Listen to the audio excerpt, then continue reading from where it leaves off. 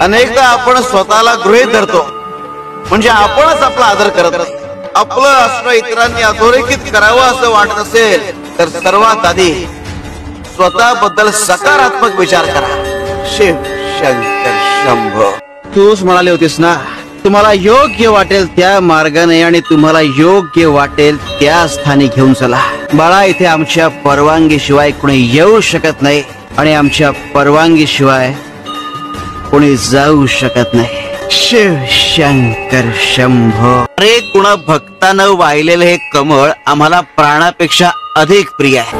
का माहितीये? कारण चिखलात राहून सुद्धा अंगाला चिखल लागून न देण्याची किमया यानं साधली आहे. माणसाला सुद्धा ती किमया साधता आली पाहिजे. रे त्याच्या भोवती सुद्धा मोह आणि मायेचा चिखल आहे, पण माणसाला त्यातून अलिप्त राहता यायला हवं.